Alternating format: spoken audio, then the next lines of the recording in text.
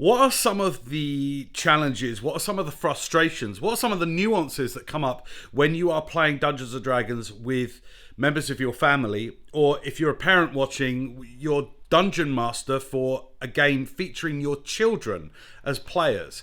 Well, in the next couple of videos that I'm just about to shoot, I'm going to go into some of those that I've encountered now in excess of a couple of hundred hours of play with my kids that you can catch on our Every 10-Day Campaign podcast.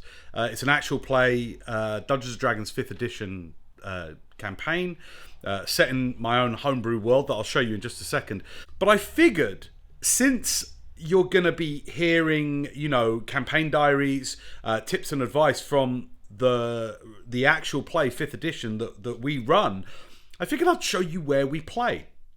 So what I'm going to do is I'm going to get up in a second. I've got the handheld here that I'm talking to you on now.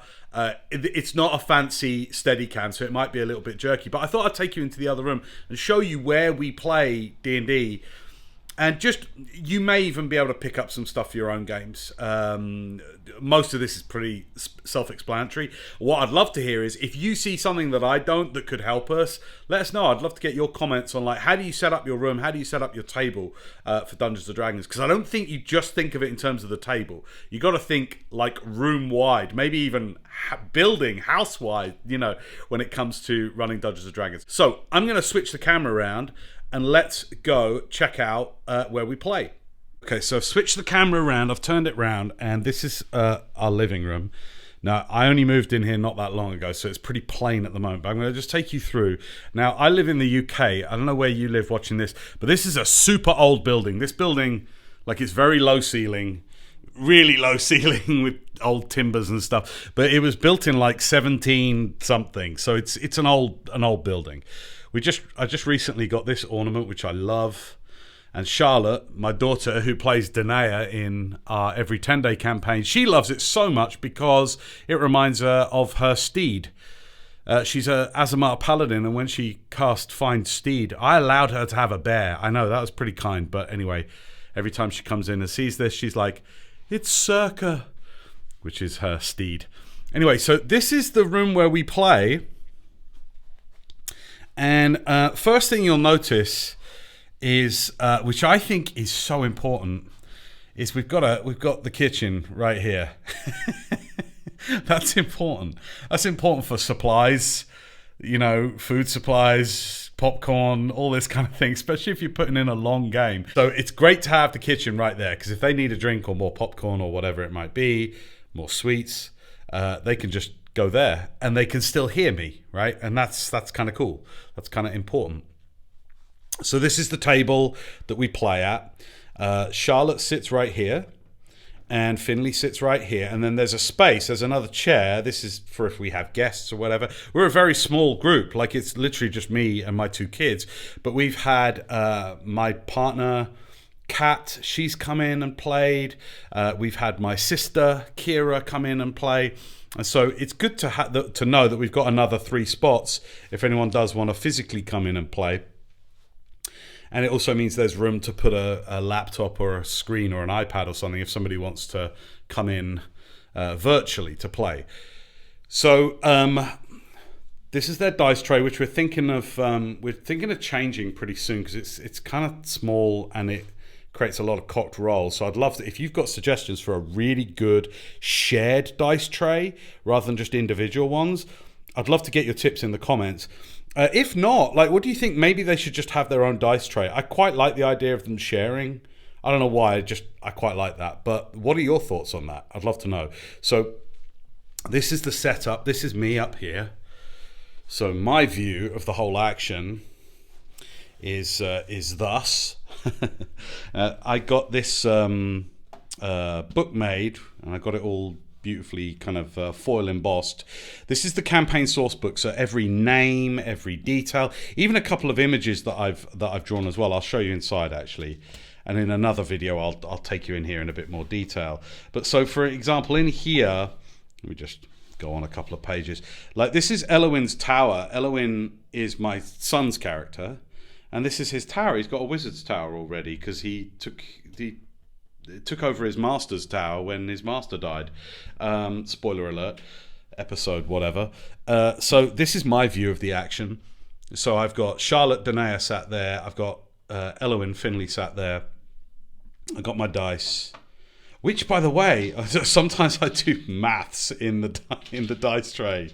Like, you know what it's like. Sometimes you're trying to keep up with the numbers, and it's like I started using this is actually from candy. Like, there was Ferrero Rocher candy in this tray, and it makes a great dice tray. I've got these oversized white dice. I love the oversize, but I do a bit of maths on there. So there you go. That's the reality. Sometimes they don't have to see me fiddling with the numbers and trying to work it all out. So this is my view of them. I got Charlotte here, Finley there. That room just there is the bathroom, the washroom.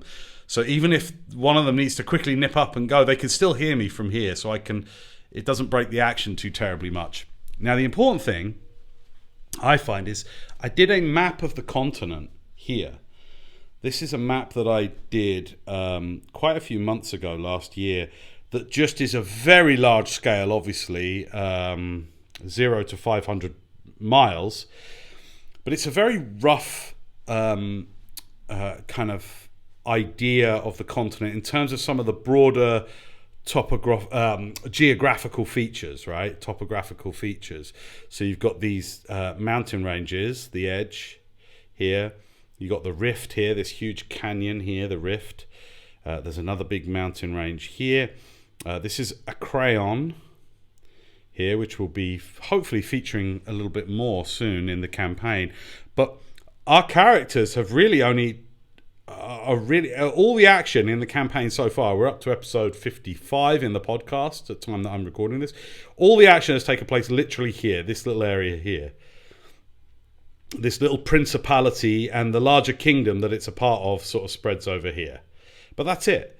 So I'm really looking forward in this kind of second half of the campaign, because they've just reached, again, at time that I'm recording this, they're now at 18 levels of experience. And in my campaign, I allow up to 36 levels if you multi-class.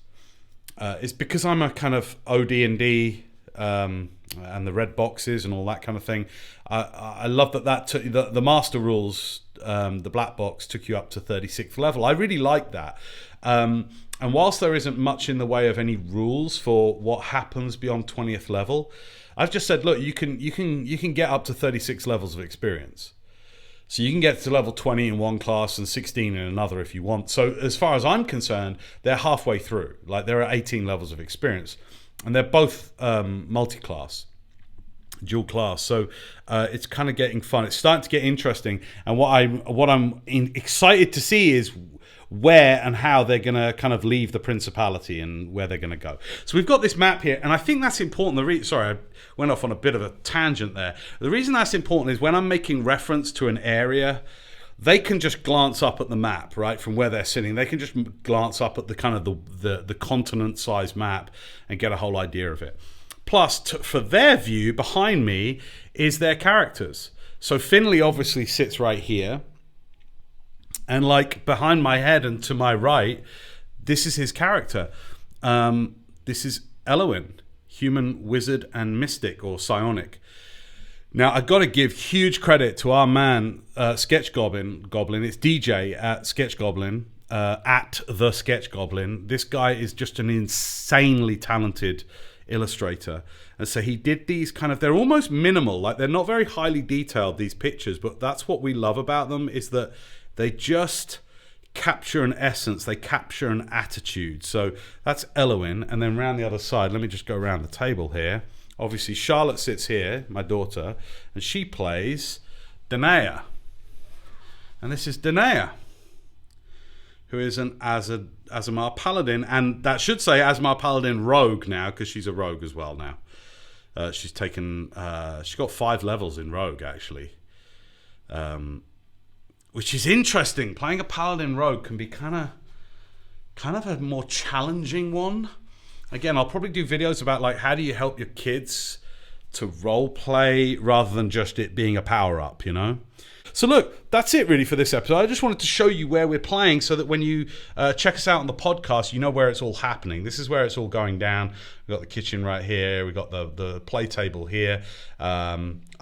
keep it quite simple, really. There's plenty of room on the table if we want to set like a, some scenery down, have a battle map down.